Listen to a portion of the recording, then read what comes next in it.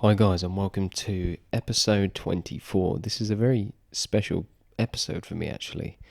When I started this podcast last September, my goal was to complete around 2 podcasts a month. So I thought, well, if I can hit 24 episodes by September 2019, that would be great. And today's podcast, it marks that day. So I'm really, really happy about that. And yeah, it was a great episode.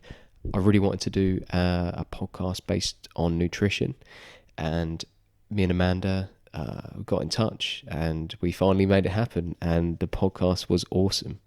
It's quite a long one because there was a lot to cover, but we spoke about everything from weight loss, gut health, thyroid health, Amanda's system that she uses, the metabolic balance. We spoke about the importance of different macronutrients and calories. We spoke a little bit about fasting. So anything to do with nutrition, if you're interested in nutrition in any shape or form, this podcast will be for you. It was a great chat, and I really enjoyed it, and I know you guys are going to take a lot from it. Also, head over to Amanda's page and check out her social media. She's doing some fantastic work. So please welcome my guest and enjoy my conversation with Amanda Ryder. There are no constraints on the human mind, no walls around the human spirit, no barriers to our progress except those we ourselves erect. Make your life a story worth telling.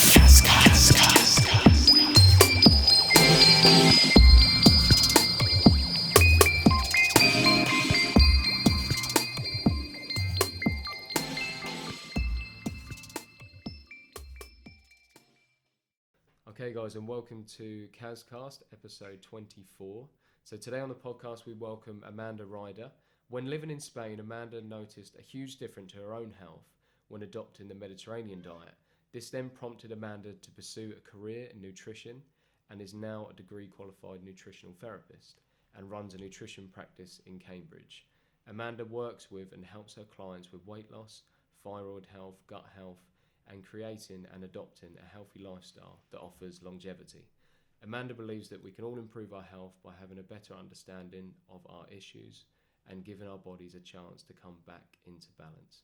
So thank you for coming on, Amanda. I appreciate it. You're very welcome, Callum. It's good to be here. Cool, good. I just sort of thought a good thing to cover was just to sort of briefly explain to the listeners what a nutritional therapist does, opposed to, say, a dietitian or a nutritionist. So if you could just briefly talk about nutritional therapist. Yeah, because I think it is quite can be quite confusing, can't it? A lot of people think I'm just sort of going to make them a diet and it's going to be quite a generic diet, but I would say what I do is I work with people on a one-to-one basis, as nutritional therapists do, and we try and understand when people come and see us. Obviously, they're trying to tackle their health issue via diet and lifestyle.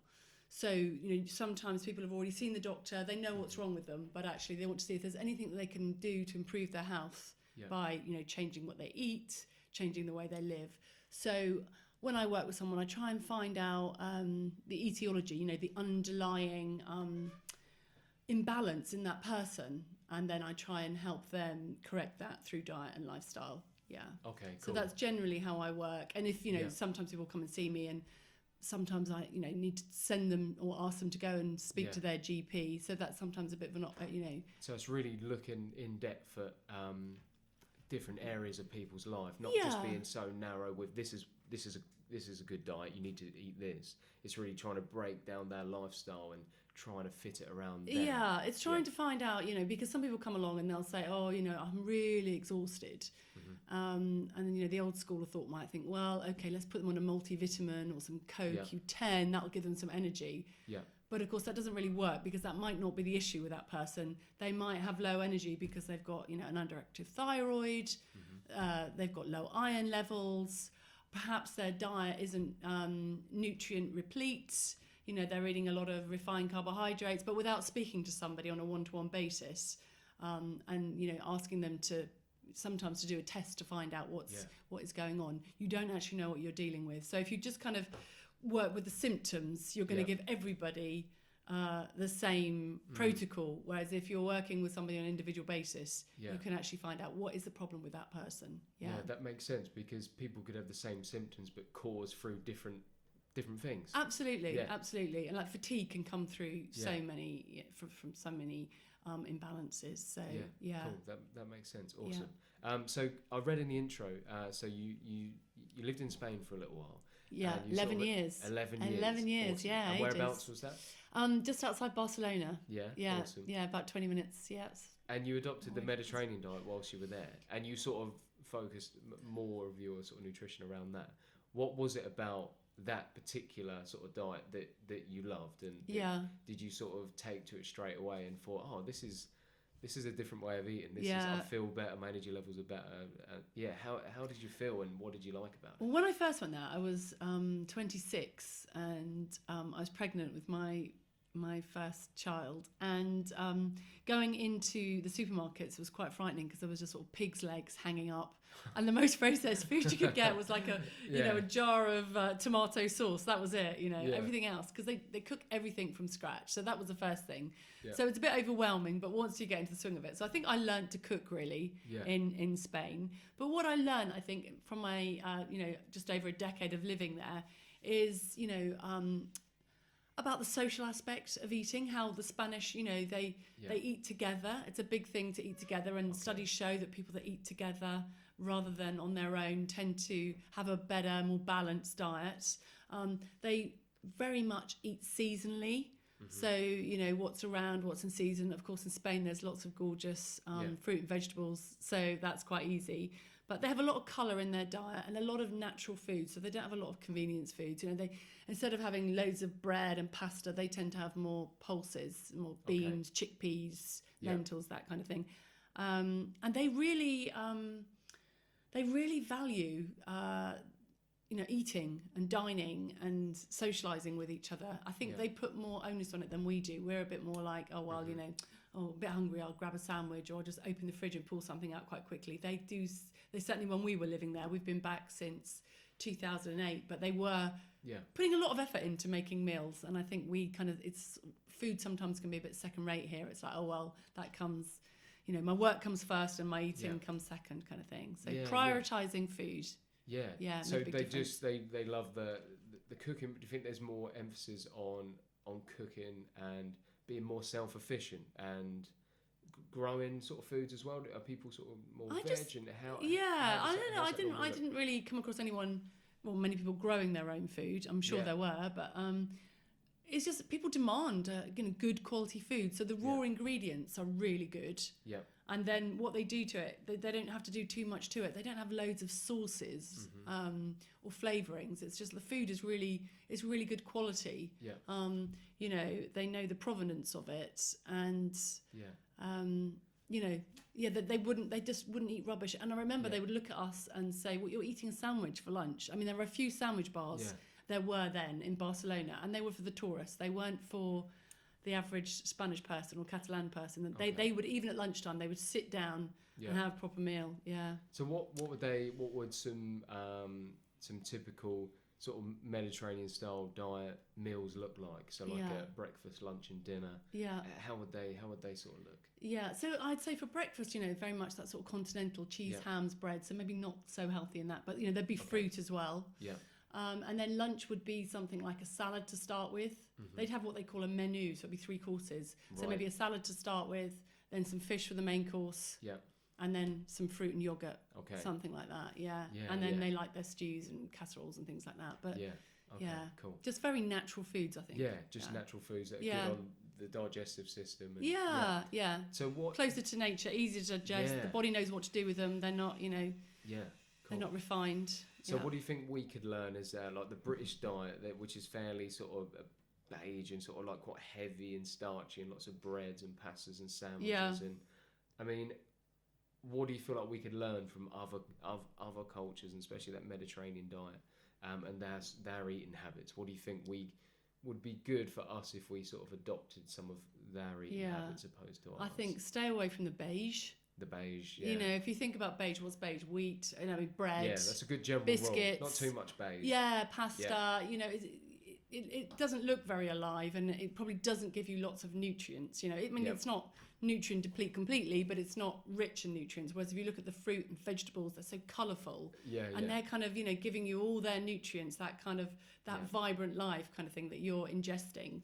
Okay. So I would say to try and stay away from the processed food, and I know that's so tricky when you're really busy, but make time for food. And if not, try and find a really good delicatessen, which they're making nice salads or, quiches, things like that, where the food is made on the day. You recognise the sort of fruits and, you recognise the vegetables and the foods that they're making as sort of more natural. And I think, fish and vegetables should be, fish, vegetables, lean meat should be your sort of mainstay, and as well as pulses like, beans, chickpeas, and lentils that I mentioned before. That kind of should be your base, and then the beige stuff come in around the edges to be a smaller amount of that. That's the problem, isn't it? You can get up in the morning and have toast, and then you go to work, and then you have a sandwich from Sainsbury's, and then you get back and you have pasta for dinner, and you've had pasta, and all of a sudden you've just completely overeaten on the beige and the carbs, and you've not really, and everything's quite hard on your digestive system. Everything's quite heavy.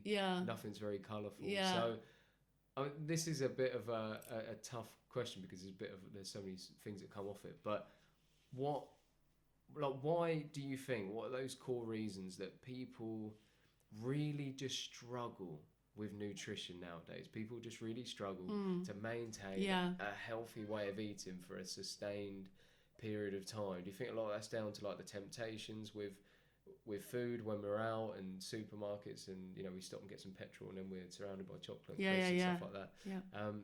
What is it, do you think, that makes it so difficult for people to stay on track with healthy nutrition? It's a bit of a tough Callum, one, I think it's all those things that you mentioned. It's just, we are surrounded by temptation, and foods that are high in fat and sugar, they do override any feelings of fullness. So, you know how it is, you can go out for a sort of 3-course meal, and then you're completely full from the starter and the main course, but you've always got room for dessert. So that's one thing.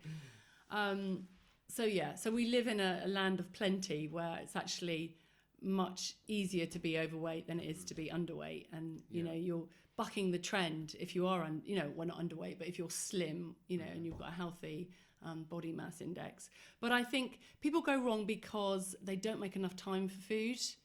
And it doesn't have to be complicated. I mean, I've worked with hundreds of people with the kind of diet you're describing: toast, pasta, sandwiches, all day long, every day of the week.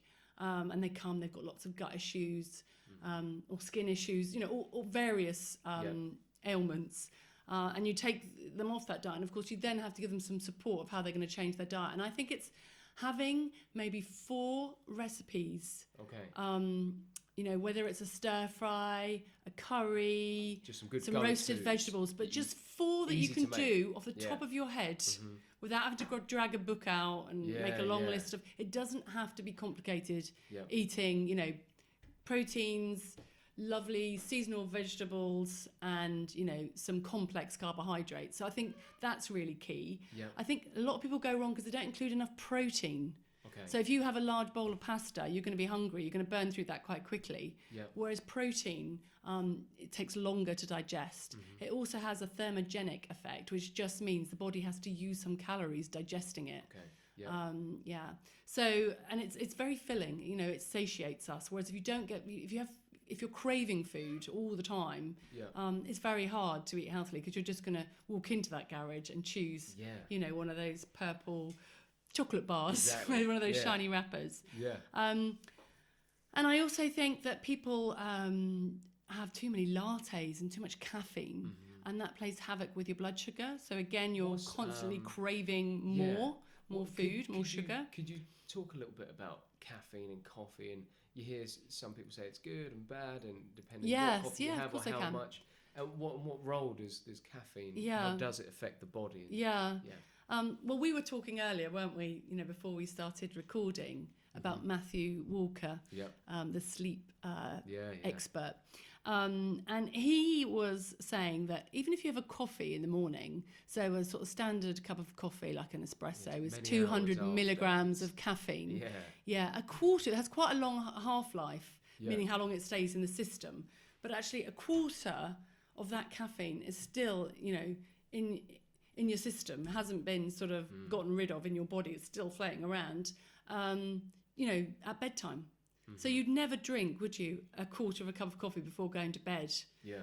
And there are people that say, I'm not have them in my clinic. Oh no, Amanda, I can drink 5 or 6 cups of coffee and I feel absolutely fine and I sleep, like a baby. But Matthew was saying that when he's tested people like that in the laboratory, when they sort of test their waves of sleep. So you have REM sleep and non-REM sleep, and I won't go into that, but there's sort of waves of 45-minute waves of different kind of sleep, deep sleep and rapid eye movement sleep, but they just didn't get those same deep waves. And when you have those, the sort of deep sleep, that's when your body goes into repair. So since hearing that, I was like, maybe I should address my own coffee intake, because who doesn't like coffee? I think he said maybe try and have it before 12 or 2.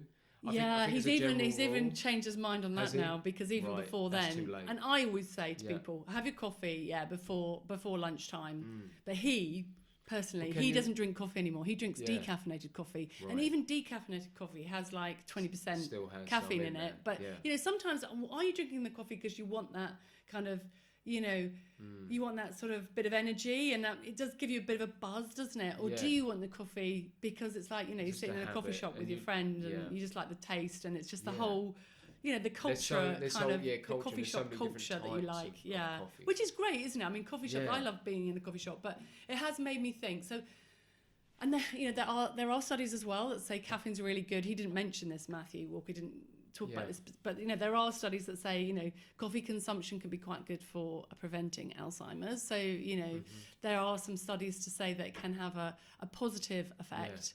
And also, depending on your genetic makeup, some people do seem to detox coffee very well, and others don't quite as well. Myself, for example, there's no way I could have 2 cups of coffee in a day. I'd be like, a bouncing bunny. I'm just like, I'm just all over the place. I'm too jittery on 2 cups of coffee, but on one I'm okay. So I generally have mine at like 10, and then I drink red bush tea or peppermint tea or green tea after that. You got some other things that you like. And I also, because I know sleep is so important, and you were asking before the coffee question about what stops people, or why do people overeat? Sleep plays a big factor, you feel. Yeah, absolutely. If you don't sleep well, your ghrelin and your leptin, ghrelin's the hormone that gives you the hunger. You said they sound like little gremlins, don't they do, leptin, hobbits. Little hobbits, So ghrelin and leptin. Is the bad one, right? Well, ghrelin makes is when your stomach starts rumbling, that's ghrelin telling you to eat, and then leptin is telling the brain that actually you've eaten enough and you're satiated, and that all becomes completely out of balance. Have you ever had a bad night's sleep? Well, the next day you can't stop eating? One of the biggest worries for me, like personally, what happened was so in a previous job I was working a lot of nights and doing a lot of night shifts, and I remember listening to Matthew Walker and what he said about the risk of Alzheimer's and dementia, and massively at risk for mental health problems and obesity and all these things. But one thing he did talk about was the food, and how, like you just said about those hormones, and you're much more likely to make bad decisions. And that really sort of resonated with me, because when I would finish a night shift and I was hungry, sometimes I would stop off at the garage to get some petrol, and I would want to eat a lot of food. I felt like I needed a lot. But then the problem was I'd have something to eat, and then you go home and just crash out. So you'd eat a ton of food and then just go to bed. So you can really see how if you work nights, you're really up against it. It's so difficult. It's very difficult to create a healthy lifestyle. If you do work nights, it's possible, but you have to be very disciplined. You have to be really on it. You're up against it. You are, definitely. It's hard. So, but it's interesting about the coffee, because You get some night workers who they'll drink energy drinks through the night, coffee through the night.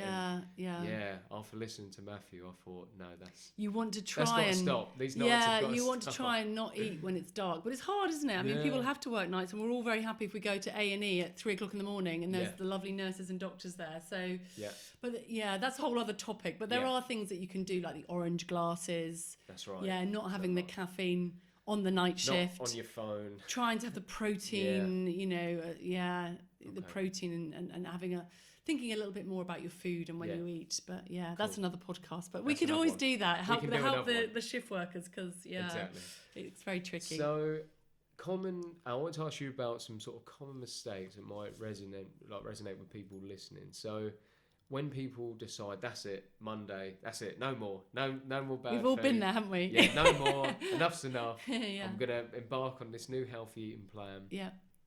What do you think that some common mistakes, and what have you come across that some people make when sort of physically and mentally approaching, this is it, I'm going for this healthy eating plan, and then a week later they're off the wagon and it fizzles out? I mean, what do you think are some mistakes that people make? I think, being healthy is a spectrum. So you've got the spectrum, and some people at this end, and I'm waving my hands about here, which isn't really helping our listeners, but one end of the spectrum is eating McDonald's, for example, and the other end of the spectrum is drinking lovely, filtered water, steaming your fish and your vegetables, and eating a few pulses. And I think people try and go from like one end, right? Okay, let's say the McDonald's end or the burger end, to it's quite daunting. To be eating like the latest health guru, and that's just never going to happen. And I think there's so many different diets that come out all the time, and people get excited by this, that, and the other. But I think really, if you want to lose weight, or you want to approach dietary changes for some kind of health issue that you might have, you are better to work with somebody, or to buddy up with somebody. So I think accountability is really important.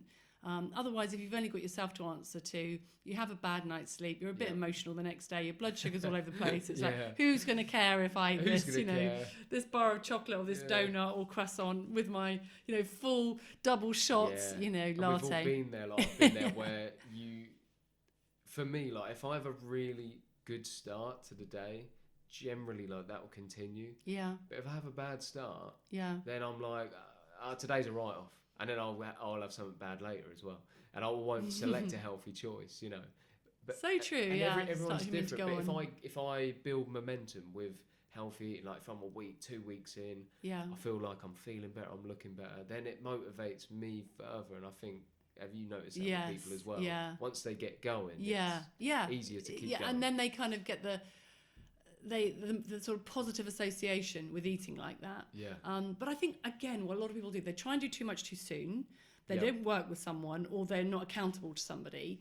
They're often in calorie deficit. So they think, okay, I'm going to go on 1,000 calories a day or 1,500 calories a day. And, we're all human beings. We are designed to look out for sweet foods and not feel hungry. And we're designed to store some fat for the famine, which of course never comes these days, the times when we can't find food. So I think people go into calorie deficit, and they can keep that up for a week, maybe 2, maybe a month, but eventually they'll just fall off the bandwagon and they'll start eating, normal diet. And by that time, everything's slowed down so much that they tend to put on, weight quite quickly because the body sort of, the metabolism isn't as robust. So I think they're better working with someone and trying to find a diet that's not a diet, but it's a long-term, sustainable eating program, if you like. That they're going to, and when I do the metabolic balance, that's what I try and teach people, is that this isn't a diet. This is just me teaching you to, educating you on foods that can actually make you feel good, not just for the few minutes that they're in your mouth, but, for hours afterwards. And awesome. Just giving people, strategies and habits, so that when they get that low, what do? Just being ready for, that moment when they have, feel weak and they think, oh, I could just cave in and have a cake or something. And also, again, if they have adequate food, adequate amount of protein, fat, and carbohydrates, they don't have those strong cravings. So I think it's getting on top of cravings, working with somebody and not thinking of it as a short-term. Awesome. Short-term that's some really diet. good advice. Cool. So you mentioned there the metabolic balance program that you do with your clients. So Yes, yeah. Could you talk a little bit about that? Yeah, of course. And how do you work it with calories and like the macronutrients, and how do you break that down for your clients to follow? Yeah, unfortunately, I don't have to do that personally. It goes through an algorithm, but the Metabolic Balance is a German program. Okay. And I use it with people that want to lose, a significant amount of weight, or if they have, perhaps issues with their blood sugar or their insulin, so diabetes type 2. And occasionally I'll get somebody come along that isn't that overweight but really wants to try this way of eating. But basically you have a full blood count, so looking at markers like your thyroid, your TSH and your T4, so looking at your thyroid health, your fasting blood glucose, your HbA1c, which are just markers of how you're handling sugar in your body. Okay. Also looks at your cholesterol levels, and then various sort of liver enzymes, kidney function. It's what we call a full blood count in the trade, if you like. Yeah. And then that information, along with the amount of weight that you want to lose or the condition that you want to help, that information then goes off to Germany, and it basically goes through a big database, big algorithm, and it comes up with a diet for you. But the principles of the diet are always the same. So the foods will be different for every person. But it's basically what I was saying before. They'll have protein and vegetables and a little bit of carbohydrate. Yeah. And it's 3 meals a day with gaps in, long gaps in between meals in order for your body to sort of burn fat for energy instead of relying on glucose. Yeah. And they have 7 consultations with myself, so the accountability is there. Yep. And then every time they come in, I measure them as well as weigh them, because a lot of people get very caught up. They stand on the scales, and one day they've lost 3 pounds, and the next day they've gained 2 pounds, and they get very disheartened. And when you're actually measuring people, like their waist and their hips, and I usually do their upper thigh as well, you can see how the body's changing, and sometimes as they start gaining a bit more muscle, the weight on the scales isn't the only sort of marker that you want to look at. So I try and keep people on the on the straight and narrow. So it's a program with a lot of support, and it's very sort of individualized. And there is a period of, you have the first 2 days where you do have about 500 or 600 calories, so that's quite a fast. Yeah. And then you go into phase 2 where you don't have alcohol for 2 weeks. Right. Okay. And you don't have any sugar, but you have your protein, carbohydrates, and protein, carbohydrates and fats, and it's all calculated for you. Yeah. And then in phase 3 you're allowed a cheat meal once a week, and you're allowed to have alcohol in that cheat meal if you want to. Okay. So, and then we get to phase 4, and then we kind of okay, you've lost your 10 kilos or 15 kilos, how do we go forward, how do we maintain this? And then usually their last appointment, we're kind of trying to structure a way forward so that they don't go away and start eating as they used to. I think that's good, because those little goals can really keep people on track. So those different phases, I think a lot of people like being on a program that has different structure and phases. So you've got them little short-term targets where you can see them, you can reach them, not just like, because otherwise you just don't know when is it going to end. When am I going to get it's like to this anything point? in life, isn't it? It can just be overwhelming. And I always say, no matter how much weight somebody wants to lose, I always say, let's just go for 10 kilos. Yeah. Even if they want to lose, I have one guy who lost 40 kilos. Absolutely 40 amazing. Kilos. Wow. Yeah. That's incredible. Yeah, he was incredible, and he did so well. But it happens, doesn't it? Did it take, if you don't mind me asking? No, how long did it take for him to lose 40? Because that might be really motivating for people. Yes, how long? It wasn't that long. It wasn't that long. It probably took about 6 months. 6 months. 6 to 8 months. Yeah, it came off quite quickly. Yeah, that's impressive. And I don't normally, advocate people losing weight too quickly. Yeah. But he was just super strict. He was super good, and I still keep in contact with him, and he's okay still. But that's sometimes losing it. The hardest bit can be keeping it off, kind of thing. Yeah. Cool. But most people do quite well on that program. But you do get some people, and this is why nutritional therapists try and work with people on a one-to-one basis, and like I said before, try and understand that person as an individual, because some people don't react well to that kind of diet. Yeah. They just don't. And I've had some people that have stuck to it so well not very many. Yeah. But it's just but they people's just psychology, way and of we've had to thinking. sort of tweak it here and there. Okay. Because they've needed it sounds crazy, but they've needed a bit more carbohydrate to lose weight. Yeah. And people with that sort of low thyroid function, they often don't do so well on a very low carbohydrate diet. Okay. Yeah. I want to speak to you about the thyroid issues, because some people, overactive, underactive. How does that play a factor on the body, and if people are suffering from over or underactive thyroid? What would be some good foods that you would recommend, or good diets to follow that would actually help that? Again, I come back to my, I try and work within the functional medicine matrix. And we always look at what is the underlying imbalance. So one person might have low thyroid function because they've been so stressed for the last 10 years that, their immune system suddenly decided to produce antibodies, and those antibodies have gone on to affect the thyroid gland, because often 80% of thyroid issues are because the immune system, you've heard of autoimmunity, has decided that the thyroid is the enemy, if you like, and sort of produces antibodies.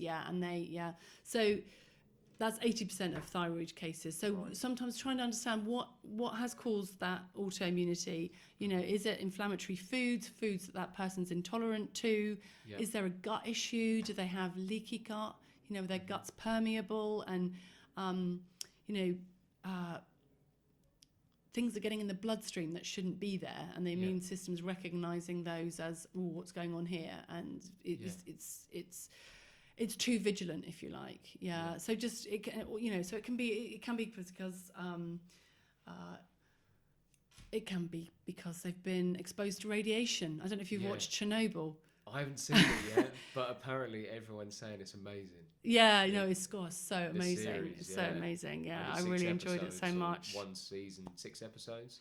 And apparently there's a really six, good podcast that goes with every... Oh, really? So after, obviously it's already out now, but they released an episode and they followed it up with a podcast episode. Oh God, I must listen to that. You've got to check out the podcast as well, because they go in depth about each episode, apparently. I mean, it's a bit depressing, but it's just, well, you learn how a sort of nuclear reactor works, and but hope in the human race that there's always somebody that's willing to step up and say this is wrong. But so toxins, sometimes people, they've had a hobby, or they've worked somewhere where they've been exposed to heavy metals that can, all those. It just could be, like you say, and it just triggers the immune system. And it's not that well understood. I'm saying it like, it's definitely the case. It's, sometimes it's hard to find out what the underlying imbalance is, but I usually work, on optimizing gut function, making sure that they've got all the sort of vitamins and minerals that they need. A lot of people that have an underactive thyroid,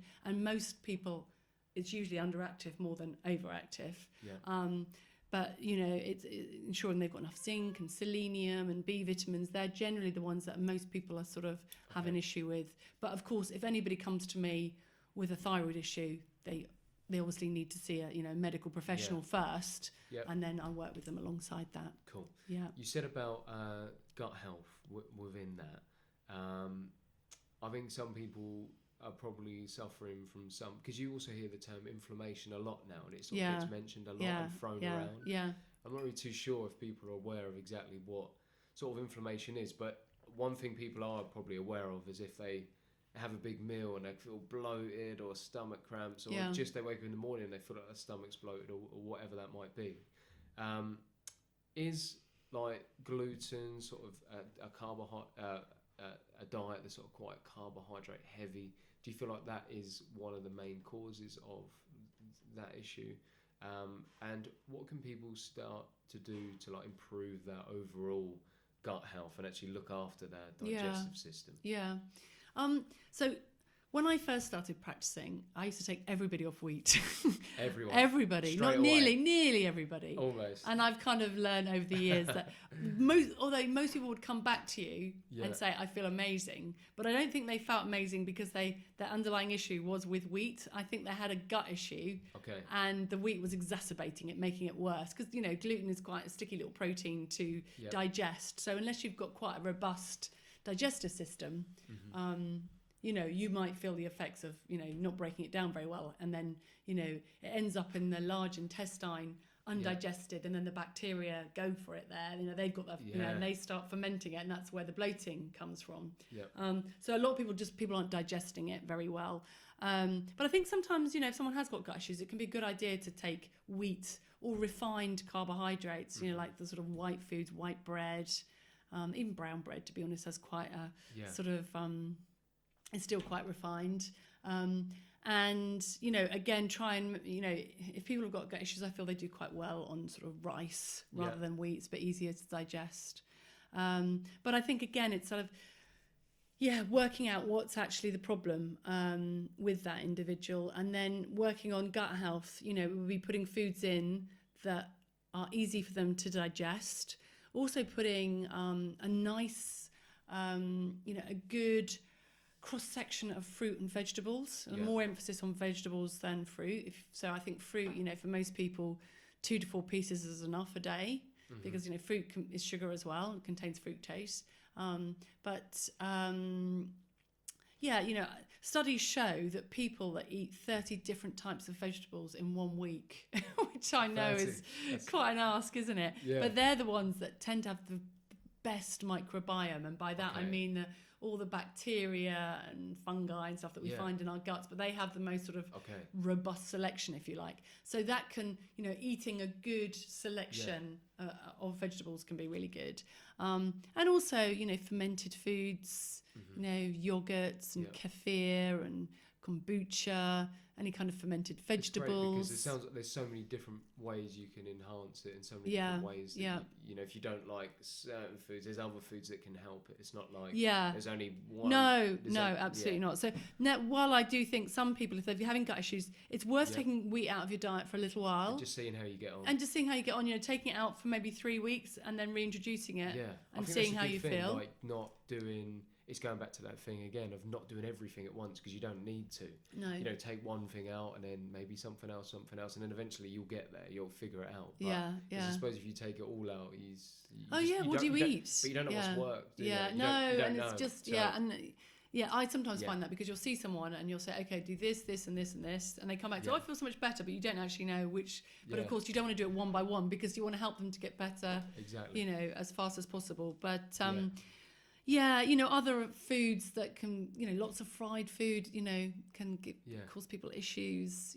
But it's so individual, Callum. I mean, it just depends on what the problem is with that person, because sometimes people have an overgrowth of bacteria in their small intestine. We call it small intestinal bacterial overgrowth. And if you give them like probiotics, you've probably heard of probiotic supplements, you know, like putting beneficial bacteria in. Sometimes it can make them worse, because they've already got an overgrowth. Right, you know, it's just feeding everything. It can backfire, so it's just having a slightly better understanding. Awesome. But some people, you know, take probiotics and they feel better. But I suppose people with more chronic problems will probably end up coming to see someone like myself. Cool. So what is that connection between the gut and the brain, and how, if you've got issues with the gut, isn't there a link there with some sort of like mental health problems, and how that can actually affect your mood and everything? And how does that link in? Yeah, well, so you've got the vagus nerve, which you know is connected to connects the brain and the gut, and information is sort of, you know, being transmitted via the vagus nerve. So we know that the two are communicating, and then you know, also information is communicated through hormones and neurotransmitters. So we know the gut has quite an influence on the brain, and vice versa. And studies show that people that have gut issues tend to have more problems, you know, like ADHD and depression and various mental health.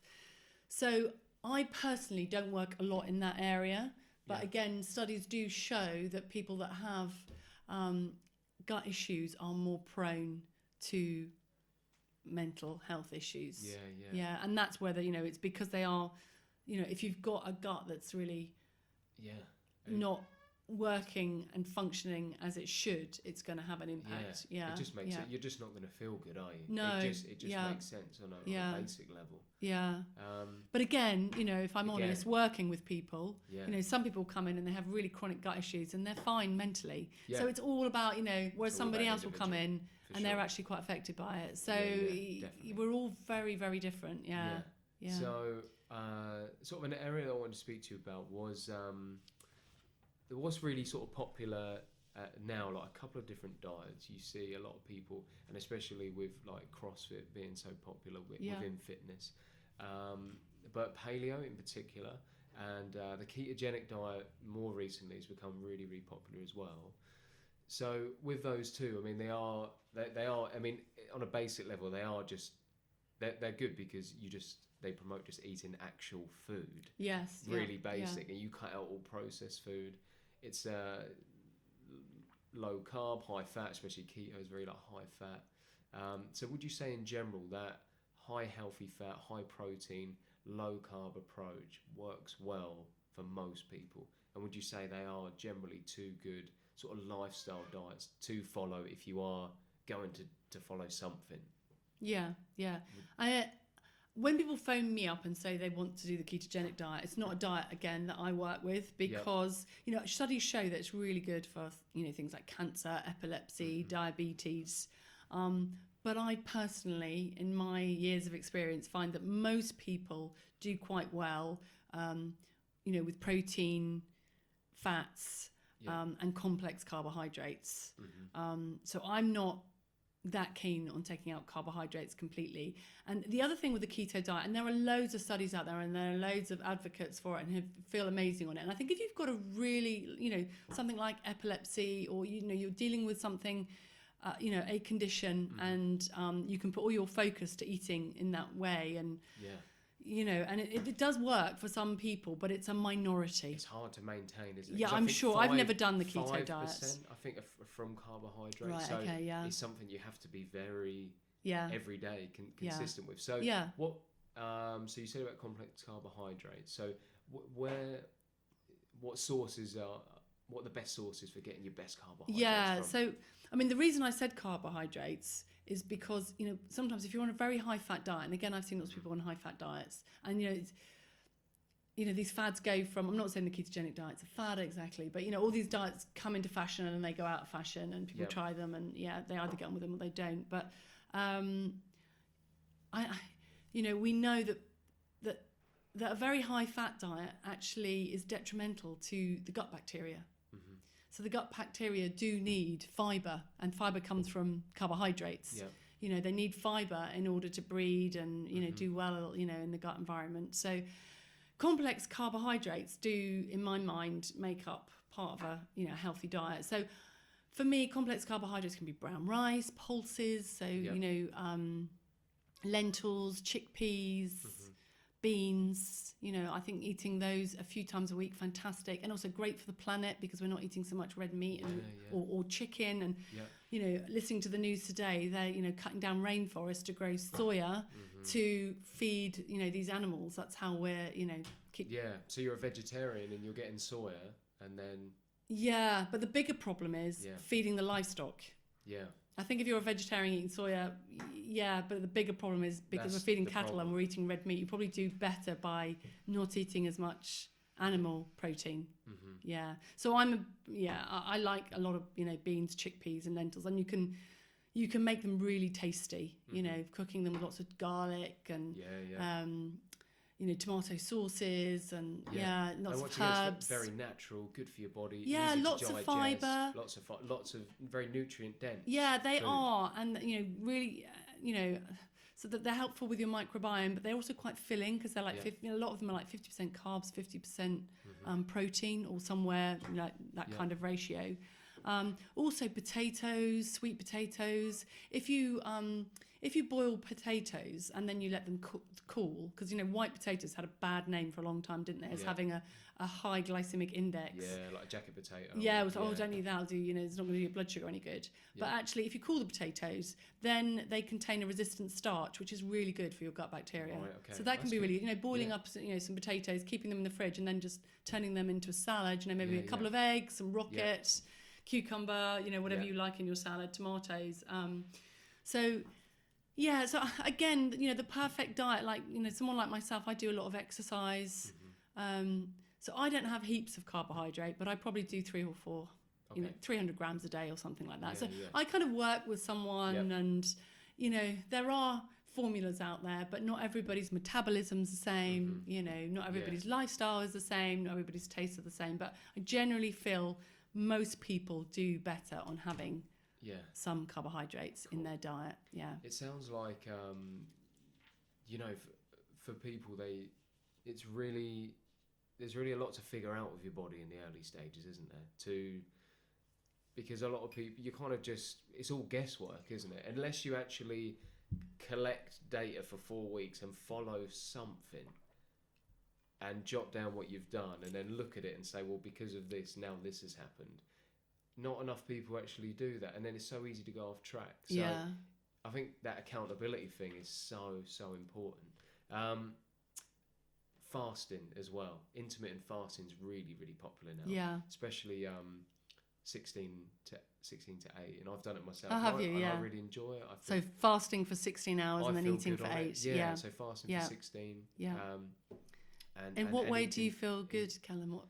So when do I do, I never feel bloated. Yeah. I don't feel my energy levels don't feel low, and for me, like, just intuitively, it just sort of feels right for me. Like eating a large breakfast meal first thing doesn't seem. I feel a bit sluggish afterwards. I've noticed that I feel better if I eat a little bit later, and then, but my dinner will be a little bit later than it would normally. So I try and eat at sort of 12, 4 and 8. I don't always follow that, but for me, my energy levels feel good. I feel fine. Yes. And then some people really enjoy it. Some people take it quite drastic and do this 1 meal a day where they have a 4-hour eating window and 20 hours off. You know, there's like the 5-2 and different variations. Yes. But what's your opinions on Yeah. fasting? Have you done it? Do your clients do it? What do you know about it? And Okay. Well, you know, yeah, there are lots of good evidence yeah, that says that intermittent fasting is really good for the body, and we know it drives weight loss. yeah, It decreases the risk of diabetes. It possibly lowers your risk of cancer, although that may be linked to weight loss. We know that yeah, the you know, if you're overweight or obese, your risks of developing cancer are greater. Improves insulin sensitivity. You know, it decreases, you know, general inflammation. So there's lots of good data out there. I personally find that a lot of people do it with an approach of I want to lose weight. So like the 5-2, which was very popular a few years ago, and I found that worked very well for men. Didn't work quite as well Okay. for women, and I think Yeah. women, we are more complicated because our hormones are a bit more dynamic. By that I mean they're changing more often than men's with our sort of monthly cycle, and I think it didn't suit a lot of women. okay, But I think generally, fasting, you know, is a good thing to do now and again. I suppose it's anything because most people's problem is overeating, isn't it? Yes, yeah. It depends what your goal is. Yeah. So I mean, I've always found this in clinic that the people that don't have breakfast are the ones that tend to overeat. That's just you know what I haven't got any data to support that, but just generally over the years, people that don't have breakfast tend to overeat at night. So I think you've got to do it quite strategically. For sure. Yeah. Once again, Otherwise, it's you know, down to an individual thing, isn't it? How disciplined you Yes, are, your yeah. lifestyle. Does it slot in with absolutely. with what you do? And also, you know, if you go to work and you haven't had breakfast and then 11 o'clock comes along and you're absolutely starving and it's been a bit of a stressful morning and you didn't sleep very well the night before and you go to the vending machine because you're starving and that's when you're going to have the biscuits and the latte. Whereas if you'd have had eggs for breakfast or a nice protein smoothie, you know, or some really nice fruit and yogurts, you'd be less likely to do that. So I'm I work with people on that level. For sure. It's good for some, not so good not for so others. good. It sounds like it works great for you. Timing is key for people's work as well. Like, depending on where you work, there might be snacks around at certain times. Yeah. You have to go, with nutrition, because it's always there, food's always there, you have to go about it strategically. Yeah. Otherwise, so true. Yeah. you really do. Yeah. Unless you go at it with a bit of a strategy, it's hard. It's really hard. So I think, you know, if it works for you and you feel great on it, yeah, there's lots of evidence saying 16-8 is brilliant, or you know, some I found variation on that. That's sort of a happy medium. That's not too challenging for people. I find what works for most people, and that isn't too daunting, is to try and have that evening meal before, or have a 12-hour fast Yeah. at night. So that's most people 12 can and do 12. that. Most, yeah. Most people. So having your meal before 8, depending on what time. Say you have breakfast at 8, but having your evening meal before 8 o'clock at night, or before 9 o'clock, and not, So just trying. That's a very easy way, and we know that that's when fat burning takes place. And we know that with very long fasts. We kind of see things like, stem cells being triggered, and they call it regeneration and autophagy, which is basically a cleanup of aging and damaged cells. Yeah. And it promotes sort of stem cell based renewal, but you do need long periods of time for that. So there's this fantastic diet called the Prolon diet, and some of my colleagues have done it. I haven't done it yet, but I would like to do it at some point. But basically, you have a 5-day reduced calorie, and he doesn't believe that you need to completely fast, but you have a reduced calorie over 5 days. I think it's something like 600 or 700 calories, and Prolon will actually provide you with everything you need if you want to, or you can just buy the book. And this guy is called Walter Longo, and he's been studying sort of aging populations and longevity, and he's kind of come up with this diet. And actually, although they're selling it, he's not very commercial at all. Right. Okay. And you can find him on podcasts and things, but he thinks you need to do it a couple of times a year only. Okay. To benefit from those stem cells, that stem cell renewal. And he's basically saying that, if you do these really long fasts, then your body, any kind of damage that's been done, and of course we're damaging our body all day, every day, it's just through living, but that will get cleaned up, if you like. It's a very simplistic way of putting it, if you do these fasts. I've done 2 48-hour fasts. Oh, have you? Yeah. Where I just drank water for 48 hours, and I did a little bit of training. I went to work, and I felt, and like the first day was harder than the second, actually. But yeah, that's sort of for the research that I found, like what you just said, it's your body just gets a break. Yes, from digesting food. Absolutely, and going way back, in these times of where there was no food around, and we could go for prolonged periods, humans where food wasn't there 3 times a day. So. But one thing that happens with people that fast, you've got to be careful with those, those kind of fasts where it's like for long periods of time, because you can end up with quite a lot of sludge in the gallbladder. So that's kind of you. Is there a particular time? I remember listening to this, with Walter Longo sort of brought it up, but he didn't say, but fasting, there is a correlation between more issues with the gallbladder. Because because I read that as well. Like now, once or twice a year, to do a little bit of a prolonged fast. That sort of feels right for me. Like your body will get benefits, but I can imagine you're doing that too often, too much. It's like anything, isn't it? It's not going to be good for you. What about calories? Because calories, everyone's got an opinion on calories. And, is it as simple as get yourself into a deficit? How do you like to explain it with people with calorie counting? Because for a lot of people, they just can't stay motivated with counting calories. It's just too much. What's your thoughts on calories? How important I think they are, I'd say mildly. I mean, I don't calorie count. And if somebody phones me up and says, I want you to make me a diet, Amanda, for 3,000 calories a day, or I'm trying to gain muscle mass, or 2,000 calories because I'm trying to lose fat, I sort of say, I'm not your person. Because really, I think it's all about the quality of calories and balancing blood sugar. I've never counted calories. I've never had a problem with weight. But I think it's kind of old school. You try and do the 1,000 calories. It's what we spoke about slightly earlier. It's a huge calorie deficit. But what happens is when people go on a sort of calorie deficit diet without thinking about the quality of the calories and balancing their blood sugar, is that they end up losing a lot of muscle mass. And when you lose a lot of muscle mass, if you think of muscle as your kind of engine, like, if you've got a lot of muscle, you're going to burn the calories a lot quicker than if you've got a smaller amount of muscle. So when I work with people, I try and work with them from a diet and lifestyle perspective. So get them a good diet, get them to think about what exercise they might do, how they can build muscle.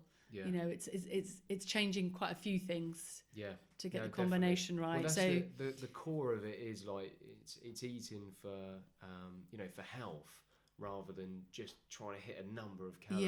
Yeah. If you eat for health and choose the right foods, then you're going to be less likely to go over on your calories anyway. I mean, I'm not saying calories don't count. Of course they do. Of course. If you eat 10,000 calories a day, you're going to gain weight, no matter how much you're balancing your blood sugar and how much muscle you've got. But you'd have to eat a large amount of those. If you choose like nutrient dense foods, you'd have to eat a large amount. To actually put on a lot of weight. The problem is the processed foods, and you just don't realise how many calories are in a lot of those foods. So it's interesting, but counting calories. There's not a lot of longevity in it for people. No, it's like calories in, fun, calories out. It's not fun at all. It's not fun. I don't work in that way. You say, even though I recognise they have their place, but important to a point. It's listening to your body, getting rid of cravings, making sure you've got you're having adequate amounts of protein, fat, and complex carbohydrates. Awesome. Nice. And having treats now and again. I mean, the diet's like I've seen it so many times. I don't know if you've heard the Cambridge diet, where with these Herbalife, where they're just drinking liquids. That's mad. That is. And I've seen people lose so much weight doing that, and then eventually they start eating normally. But then what about 2 or 3 months later? Because you can't drink. They've lost all their muscle mass. They put the weight on much faster. And it's just you can't. How can you live like that? How can you go and socialise with someone or go and eat with your friends or family?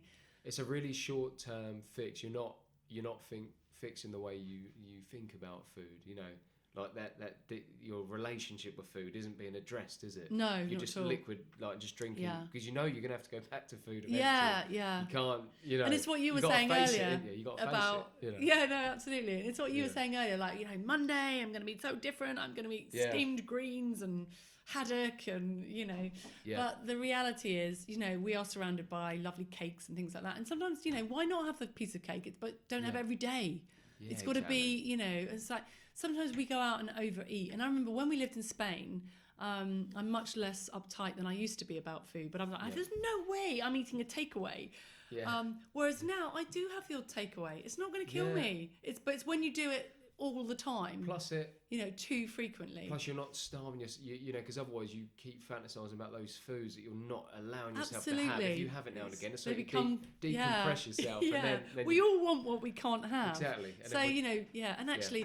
you have the Indian meal, and we go to a really fabulous Indian actually. But I really like it because I go with my teenagers, and they really and it's a social thing as well, and it's isn't it? social. So, but I try and choose the healthier things, but I'm not so kind of I'm not so uptight about it as I used to be. I'm like, okay, I eat healthily most of the time, 80% of the time. Now and again, a bit of hydrogenated fat or things that have been fried are not going to kill me. Awesome. And also you can have somebody who's so affected by what they eat, and they're so concerned about everything they put in their mouth that actually they're not the most relaxed person. So their gut probably isn't working very well because they're too stressed. And we know that if you're stressed, then blood flow gets diverted from the gut to other areas to help you run away from the stressor. But actually there is no saber-toothed tiger. It's not an acute stress, it's more chronic stress. So you just end up not digesting very well. So, Okay, cool. Nice one. So before we go into the last bit, because I wanted to speak to you just about everything that you've got sort of going on at the minute, and I know you've got the Fresh Start dietary program that you're launching. So just a few final words on a bit of advice, just a few good tips that for people to get sort of kick-started on living a healthier lifestyle. What do you think are some really easy things for people to start doing? So my the Fresh Start program is myself and another nutritional therapist, and we it's an online program, and we've come up with it so it's quite affordable. So we just charge £59 for the early bird offer, and then £79 if you miss the deadline. But basically, it's 3 meals a day. Okay. And we take certain things out in the first 2 weeks, and then we reintroduce them so we can see if you've got any food issues. So that can be really good because again you're in a private Facebook group. We talk to you every day with sort of motivational videos and messages, and you can ask questions. That's really cool. So that can be really, really helpful for somebody that wants to make some big changes but doesn't know where to start. But if somebody just wants, listening to us today, and wants to sort of think, what can I take away from this podcast? I would say, maybe once a week, sit down and think about what you're going to eat that week. Even if you just come up with 4 or 5 evening meals and shop for those. And I think just having thought about them, you're more likely to stick to cooking those healthy meals. Yep. And it's like what I did say to you earlier, if you get good at a few healthy recipes, and they, I have some now. If you said to me, "Oh, let's cook a healthy meal," I could whip something up that I've got in my kitchen already. Yeah. I don't have to get a recipe book. Make it easy is what I'm trying to say. Make it easy for yourself. We all want to be healthy, but we haven't got loads of time, so you just want to make it as easy as possible. Make sure you always have a fruit bowl. Lots of lovely, fresh fruit in there, so that if you want a snack, you're more likely to go. I always say to people, if they've got biscuits in, and I know a lot of mums will have their kids, they'll have biscuit tins and things, but instead of going straight for the biscuits, think, well, I'll have an apple first and some nut butter, and then if I still fancy that piece of chocolate or biscuit afterwards, I'll have it. And more often than not, you're satiated by having the apple and a banana or a nut butter or some carrot sticks. But just thinking about having healthy alternatives in for sort of snacks can be really, really helpful. Yeah. Again, observing the sort of 12-hour fast. That can be really good for many things, like fat burning, having a better night's sleep, switching on those sort of repair genes, so trying to, finish your evening meal a bit earlier perhaps. And, just when you have your meal, think about the protein content, because that is most helpful for people wishing to sort of feel full so they don't have those cravings. So really, for most people, a very sort of approximate rule of thumb is, if the palm of your hand, if you think about that as a sort of size of your haddock or your salmon, and then try and get that sort of piece of protein in your meal, and you might feel more satiated for that. And again, I think I've mentioned legumes so many times, but try and get more legumes in your diet. Because they're very filling, and they're, like I said, they're sort of 50-50 carbs, protein. Cool. Yeah. Awesome. And then we said, you sort of mentioned to me off the podcast, you was working with a couple of other people. You had something coming up. Yeah, I'm working with a medical doctor and an acupuncturist colleague of mine, and we are hoping to launch a sort of menopause clinic next year. We're working on it now for women with hormonal imbalances, and addressing that through sort of diet, lifestyle, and bioidentical hormone replacement therapy. So cool. That's kind of coming soon. And that will be on your. Where can people check you out on social media? So you've got the Fresh Start, and then I suppose you'll be when that comes up, you'll tell people about. Yeah. So I tend to talk about that on my Facebook page. So my Facebook page is Amanda Ryder. That's Ryder with a Y, Nutrition. Yep. So I've got a Facebook page there. I've got a website with the same name, Amanda Ryder Nutrition. You can sign up for my newsletter on the front page, and that way we can keep in touch. Or you can contact me if you wanted to make an appointment or speak to me about anything via my website, or you can just contact me on my Facebook page. Yeah, just like my Facebook page, and awesome. That's keep in touch that way. And I saw on one of your Facebook live videos, I think it was one of your Facebook lives, where you were speaking about tree breathing, which looked really interesting. Oh yeah, so could you talk a little bit? Yoku. Yeah, that's right. Yeah. And again, it comes back to sort of diet and lifestyle. And I was saying to you as well before we started that I really like to practice what I preach. And I always say to people, being sedentary is just like the worst thing that you can do. And like sitting now, it's just not good. It's you need to be moving around, and has such a positive impact. So I try and get out as much as I can, and every day at least have sort of a walk. And I like to walk in the woods if I can. So I started doing a bit of research. And there's this Japanese concept called Shirin-yoku, which is basically forest bathing. And they did this sort of large study with thousands of people in Japan.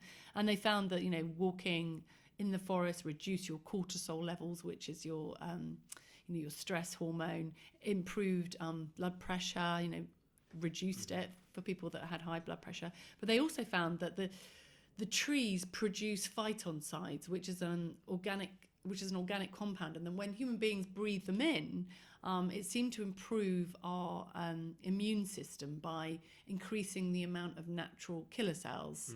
And when we've got more of these, we're able to sort of fight disease, more efficiently. So so that's super interesting. That is really interesting. It's just like stripping it back to just getting back out into nature, isn't it? Absolutely. And there's a few studies as well to show that walking in nature for 1 hour a day had more efficacy than taking an antidepressant.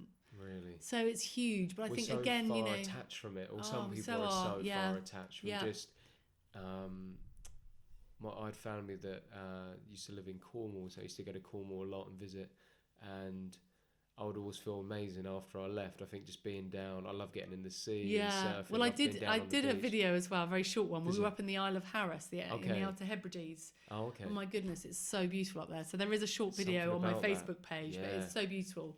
And just sitting on the beach in the morning and just listening to the rhythmic sound of the waves. Yeah. And I think, when you're, obviously it depends if it's very polluted, but obviously the Isle of Harris, South Hebrides, it isn't. But the air tends to carry more oxygen, and just breathing in that sea air is just so good for human beings generally. And then, if you look in the past, that's how people convalesced. They went to the coast, didn't they? Yeah. They had respiratory problems, and we just get a long way from that, and we spend so much time in front of screens and sitting and and then wonder why we feel, so sort of sluggish. And, definitely. I think anything that, whether it's, because I know you're a keen cyclist as well, like anything, like I love doing the surfing, and I mean, I really enjoy sport as well as doing fitness, but I always think that if you can do something that puts you in the moment, where all you're thinking about is that thing. I know, fantastic, rather than thinking about, your phone, your emails, or what you've got to do, just anything that puts you in the moment. And again, studies are showing that sort of multitasking, all that sort of, the brain is kind of all over the place. It's just not good. No. It's really not good. And we're losing the ability to concentrate for long periods of time. Just on one thing. Scrolling through. Yeah,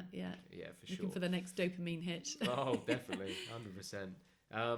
So just before I go into the last bit about the areas of inspiration. So if someone's listening to this and would like to get in contact with you to speak with you about their nutrition, how does it normally work when people first get in contact with you? What's like the process for people? Yeah, so people are very welcome to call me. I'm usually available to take calls after 5 o'clock. Between sort of 5 and 7, or they can send me an email and tell me what their issue is, because I don't want to take anyone on that I can't actually help. I do like a little bit of description of what they're looking for, because sometimes they might be better seeing another health professional. So get in contact, a little bit of background of what you're looking for, and then what I do is I send out a questionnaire. People complete the questionnaire, and then they come into the clinic, and we go through that questionnaire and agree on some objectives and decide if any testing is needed, and what approach would suit that person. And I usually say to people, I don't usually see people, individuals once only. I can't really help people if I'm just seeing them for 1 hour. I normally see people for 3 or 4 appointments.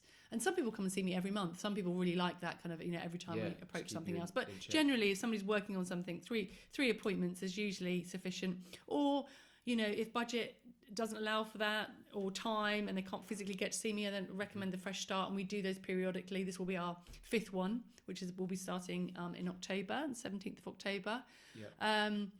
Or some people, want to hear about the metabolic balance. So I sort of have a few variables of how I can work with people. Okay, cool. Brilliant.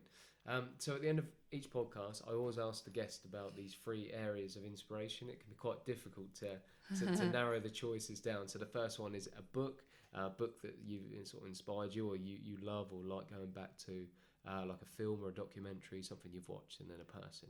So if we start with a book, have you got? Did you manage to narrow it down? It's really funny because when I read through this, I was probably multitasking, and I just read, what books do you like? Basically, what was and I wrote down The Kite Runner and A Thousand Splendid Suns, and then I reread it. I quite like Christiane Northrup, and she's written women's bodies, women's wisdom, and I like those kind of books that all about taking responsibility for your own health. So I'm not advocating that people that have a disease come and see somebody like myself. You need to see a medical professional, But I think whatever's wrong with you, or whatever difficulty you're having at any period of time, you can always help yourself a bit. Yeah. You know, whether it's 25% or 75%, but I think you can make a difference by changing your diet and lifestyle. Yeah. Cool. So I like books like that. Yeah. Yeah. Cool. And also on the same, you know, I also didn't think about what kind of documentary. I was thinking about a film. Yeah, sure. And I came up with The English Patient.